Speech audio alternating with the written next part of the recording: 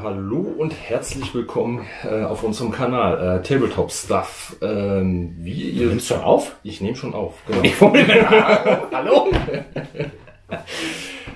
Wir haben es geschafft, Runde 7 ist vorbei. Ja. Und ja, das wollen wir einfach nochmal kurz Revue passieren lassen und euch dann natürlich auch nochmal zeigen, was ja, abschließend passiert und was in Runde 8 auf euch zukommt. Ja, was ist denn so passiert in der letzten Runde? Tja, was ist passiert? Ich kann mich noch daran entsinnen, dass einer deiner dicken Pötte schon wieder abgesoffen ist. Mhm. Also, Entschuldigung. ich wieder richtig reingelangt. Genau. Ja, dass wir nicht ganz so zufrieden waren mit der Ausgeglichenheit des Crucial-Spiels. Dass wir eine tolle Anlandung gespielt haben, die total Spaß gemacht hat. Das hat richtig Spaß gemacht. Aber also richtig. Ja. Ja, zum ersten Mal auch unser neues Gelände eingesetzt worden ist. Ja. Der Strand Was und auch das Wasser. richtig klasse ist und richtig schön ausgesehen hat auch einfach. Und ja, dass wir eine Masse Spaß hatten, ne? Ja. Genau. Ach, die Rettungsmission hatten wir auch noch. Die Rettungsmission, genau. Um praktisch die Japaner waren da nochmal vom Kopf gestoßen, weil die Amis nochmal vorbeigekommen sind. Genau. Weil sie ja nochmal ein paar Kameraden abholen wollten. Genau. Du dieser Map hast noch einen meiner Jungs erschossen. Richtig. Ich wollte an Informationen. Genau. Also stand mir zu. Aber du wolltest deine Leute wiederhaben. Genau. Hat auch Muss man ja auch machen. Man kann ja seine Jungs da nicht lassen, ne? Ja. Bin ja kein Japaner. Ja, das ist bei mir. Ich bin da ein bisschen im Umgang mit meinen Leuten ein bisschen Genau. anders drauf. Ja, aber das hat auch richtig Spaß gehabt. Da haben wir uns auch überlegt, ob wir da auch noch mal ein bisschen eingehen, speziell auf die Firefight-Regeln, weil wir das immer so salopp spielen. Genau, richtig. Aber und vielleicht viele auch gar nicht wissen, was das ist. Richtig, genau. Genau, deswegen werden wir beim nächsten Firefight-Spiel mal ein bisschen näher darauf eingehen, wie das alles funktioniert. Und denke auch mal vielleicht mehr eine Reihe machen, wie man das Ganze spielt. Genau. Nicht nur Firefight, vielleicht auch mal ein bisschen für Neueinsteiger, ein bisschen die Regeln Boat Action generell vielleicht mal erklären. Richtig. Aber das ist vielleicht auch mal eine News wert, oder? Richtig. Video. Ist Genau. nochmal einen separaten Video wert, um das Ganze nochmal zu thematisieren. Genau. Ja, abschließend würde ich sagen, ist unsere Runde sehr gut verlaufen. Für den Amerikaner so und so, für dich, du hast nicht alle Spiele verloren? Nein, wobei ich ja mit dem Hauptziel, die Anlandung zu verhindern, ist mir eigentlich ja geglückt, so gesehen. Wir haben ja einen Unentschieden gehabt, ne? Du hast ja die Fallschirmjäger rübergebracht. Genau, und einen von den Schultermörser-Jungs. Also da kann man ja jetzt nicht, sage ich mal, von einer erfolgreichen Anlandung sprechen. Ja gut, 3 Einheiten hätte ich bringen müssen. Ja. Wir können auch sagen, es waren 2 Drittel. Ja. 2 Drittel geglückt. Deswegen kann ich die Jungs auch diese Runde nicht einsetzen, haben wir gesagt. Die müssen definitiv, also diese Armee oder das Platoon muss auf Nachschub gesetzt werden, damit man zeigen kann, die müssen sich jetzt erstmal sammeln nach der ganzen Geschichte. Und ja, genau so werden wir es handhaben. Und ja, schauen jetzt mal. Werden gleich mal den Sack wieder befüllen, den Plan aufbauen und dann geht's in die Runde nehmen wir euch wieder 8. mit beim Zug für die Runde 8. Genau. Perfekt. Und das seht ihr jetzt. Ja, so Freunde, jetzt geht's los. Nehmen wir mal den ersten. Oh, guck mal, ich ziehe mich wieder selber. Jetzt fange ich mal damit an. Bin mal gespannt. Genau, ich erkläre erstmal nochmal den Ist-Zustand bzw. den Soll-Zustand. Hier war die Anlandung. Diese Truppe muss ich noch zurückziehen. Das ist die Reaktion von der entsprechenden Anlandung. Wir haben die Anlandung von hier gemacht. Und ich bin ja mit den Truppen zum Teil durchgekommen. Und wir haben uns jetzt geeinigt, dass die Truppen sich nicht zu meinen eigenen Truppen zurückziehen dürfen, sondern dass die ins Hinterland gehen müssen. Das soll halt darstellen, dass die versprengt sind und sich hier sammeln. Und dort dann auf Nachschub entsprechend gehen. Ansonsten haben wir hier entsprechend die ganzen Truppen gezogen, wie wir wollten. Die 3 Platoons vom Japaner stehen entsprechend in seinen Sektoren. Die Fliegerstaffel Blood Red Skies ist der graue Würfel. Der steht hier. Meine 3 US Marine Platoons, die standardmäßigen, stehen auch in ihren Umgebungen entsprechend. Und die Crude Seeds Flotte des Japaners hat sich das letzte Mal ja Richtung Hafen zurückgezogen. Dementsprechend steht das hier. Wir haben hier das Problem ja, dass der Japaner das letzte Mal seinen großen Plot verloren hat. Und dementsprechend muss er gleich noch etwas sich überlegen, was damit geschehen wird. Ansonsten habe ich hier noch meine amerikanische Flotte stehen und hier im oberen Bereich steht noch meine Blood Red Skies Flotte entsprechend auf dem Flughafen. Wo wir noch keine Marker für haben, das ist, ich habe einmal hier einen Flughafen von den US-Amerikanern. Also Flughafen hört sich immer gut an, Rollfeld. Hier ist das Rollfeld in dem Sektor der Japaner. In diesem Sektor ist das Hauptquartier der Japaner. Und in diesem Sektor ist eine Hafenanlage der Japaner. Das sind die besonderen Umgebungen, die wir hier haben. Aber wir hoffen ja auf das neue Spiel Combined Arms.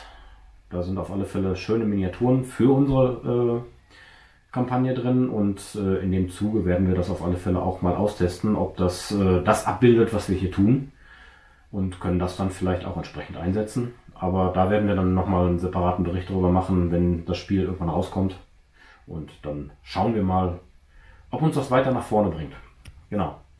Ja, dann würde ich sagen, ich überlege mir jetzt mal eben, was ich mit den Figürchen tue. Aber im Grunde genommen mache ich als erstes das, was ich sonst so zwingend machen muss. Ich setze mein 4. Platoon auf Nachschub. Also auf Sammeln. So, dann ziehe ich mal den nächsten Würfel. Die Cruel Seas Flotte des Japaners. Und dann kannst du mir den Staffelstab übergeben. Ja, meine Flotte macht im Prinzip das, was sie jetzt machen soll. Ihr habt das ja gesehen in dem Cruel Seas Spiel. War ja semi-erfolgreich und ich konnte gerade so den großen Kutter noch retten. Nichtsdestotrotz muss die Flotte halt aufgrund dessen jetzt in meinen Heimathafen zurück, um die restlichen Reparaturmaßnahmen vorzunehmen, damit die halt wieder in das nächste Seegefecht starten kann. Ja, dann würde ich einfach so frei sein und den nächsten Würfel ziehen. Es ist ein Zug der Japaner. Brauchst du Bedenkzeit oder? Ich gehe kurz in mich und dann sage ich euch Bescheid. Ja, ich habe mich jetzt im Prinzip mit dem Zug 3, also für den Zug 3 entschieden. Wie ihr ja hier sehen könnt, bin ich jetzt ein bisschen in der Bredouille, beziehungsweise der Amerikaner zieht ja jetzt hier auch schon ein bisschen so die Schlinge zu und meine Truppen sammeln sich so ein bisschen ja, zentral auf der Insel. Und deshalb würde ich jetzt ein neues Feld erschließen und mit dem Zug 3 neben den Sektor vom Hafen gehen, ja, um das Feld halt zu erschließen. Genau, wir erinnern uns, ein erschlossenes Feld bringt dem Japaner 50 Ressourcenpunkte pro Runde, sprich 50 Punkte, die er für irgendwas ausgeben kann. Genau, und wie ihr wisst, brauche ich die aktuell sehr. Ja, dann ziehen wir den nächsten Würfel. Ja, der nächste Würfel. Es ist die Luftflotte der Japaner, die Fliegerstaffel. Ja, was mache ich jetzt mit der? Ja, jetzt speziell zu den Luftflotten haben wir auch jetzt eine neue Regel definiert, die für uns jetzt hier in dem Spiel sinnig erschien. Die ist jetzt praktisch noch on top dazugekommen. Und zwar ist das im Prinzip die Luftflotte auf Bereitschaft zu stellen. Das würde ich jetzt auch mit meiner Staffel machen. Einfach aufgrund dessen, weil ich mit der jetzt nicht aktiv jetzt irgendeinen Sektor angreifen möchte, sondern halt lieber praktisch meine aktuellen Felder ein bisschen schützen will und versuche dadurch auf einen möglichen Angriff des Gegners zu reagieren. Ja, und deshalb setze ich meine Luftflotte hier aktuell auf Bereitschaft. Falls was passieren sollte, können sie halt reagieren. So, dann ziehe ich mal den nächsten Würfel. Das ist ein japanischer. Guck mal.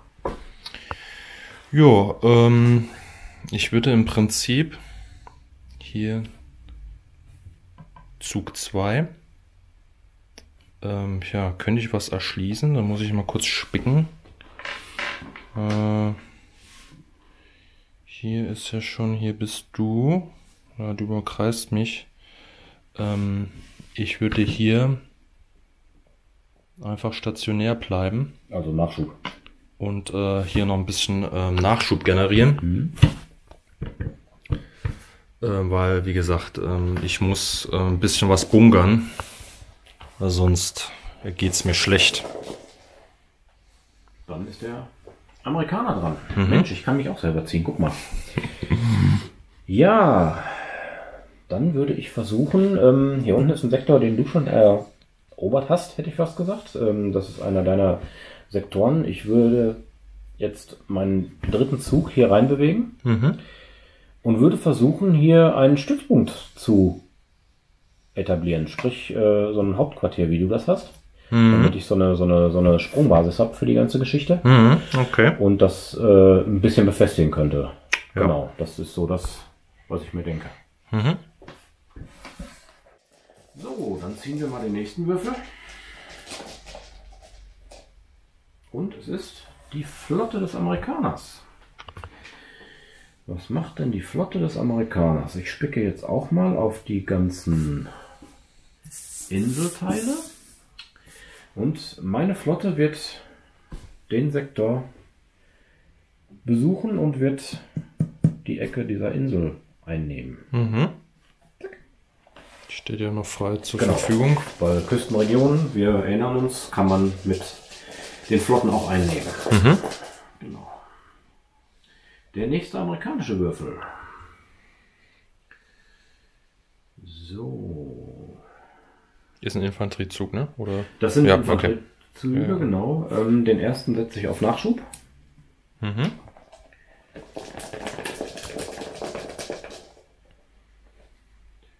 Der letzte japanische, danach sind nur noch amerikanische.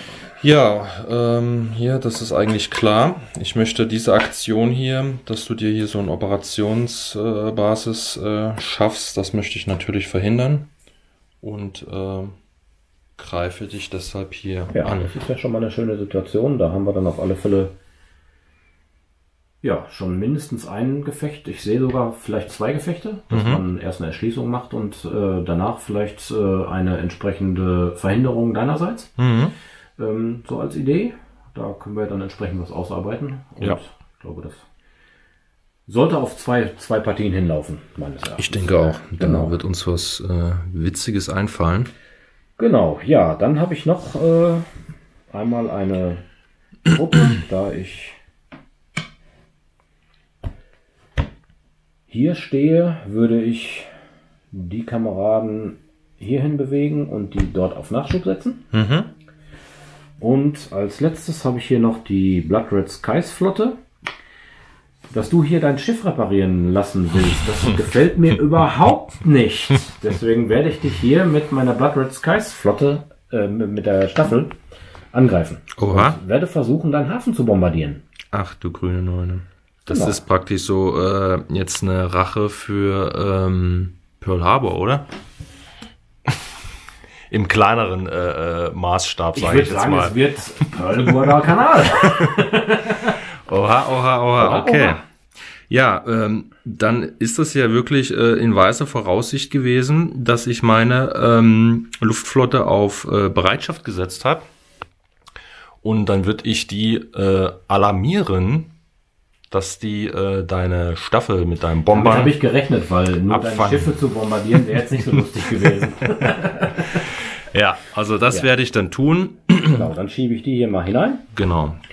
Das heißt also, wir werden dann zusehen, dass ich die neuen Bomber dann entsprechend auch bemale, weil wir haben uns nämlich die neuen Blood Red Skies Flieger gegönnt, Ja. die mit der neuen Box auch rausgekommen sind, mit der neuen Starterbox.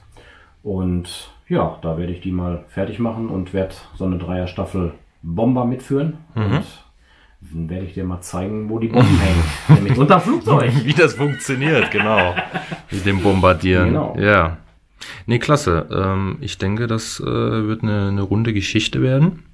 Auch hier, der Konflikt hier im Dschungel wird sehr, sehr spaßig. Ja, dann würde ich sagen, willkommen zum neuen Tag auf Guadalcanal. So sieht's aus. Ja, wir sind durch, haben uns vorbereitet, 7. Runde abgeschlossen und 8. Runde erarbeitet. Und es stehen ein paar schöne Sachen jetzt auf dem Programm für die Runde.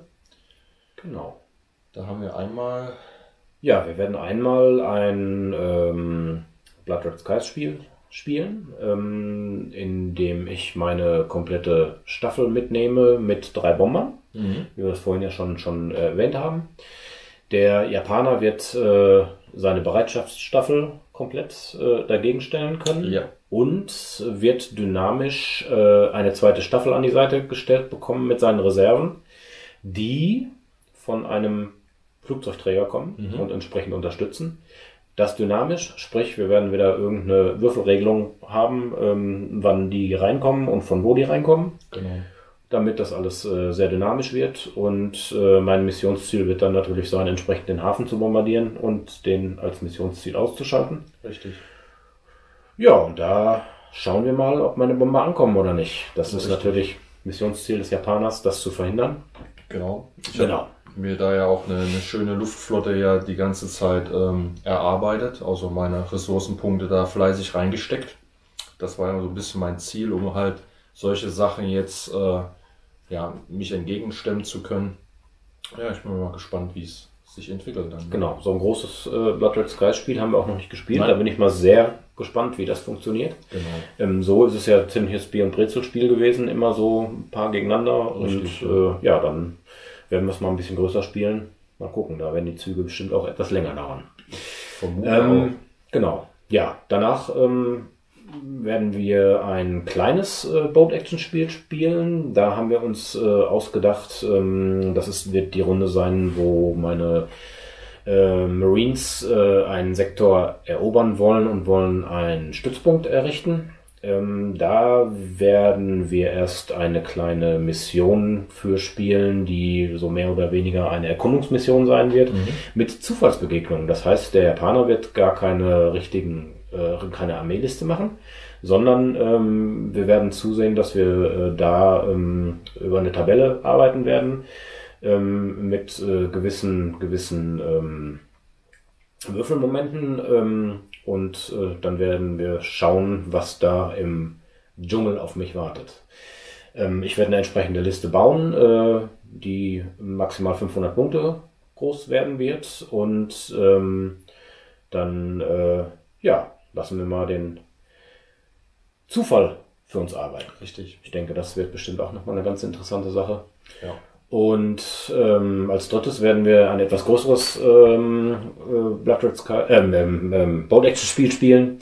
Jetzt war ich gedanklich woanders.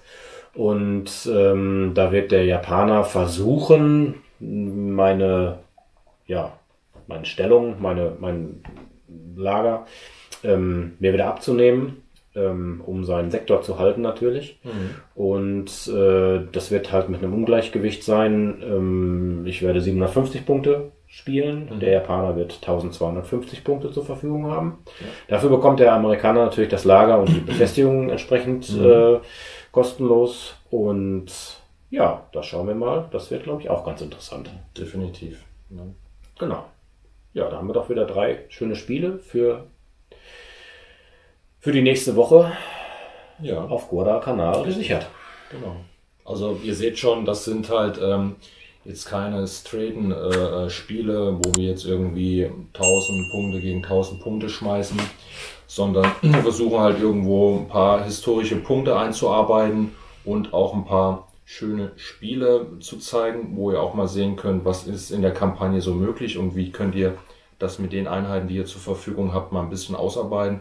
Und dann da auch eine kleine eigene Geschichte zu erzählen, wie wir jetzt auf Guadalcanal agiert hätten. Ne? Und ich freue mich mega. Ja, Dito. Genau. Ja. Ja, dann würde ich sagen, freut euch auf die nächsten Berichte und wir sind bald wieder da.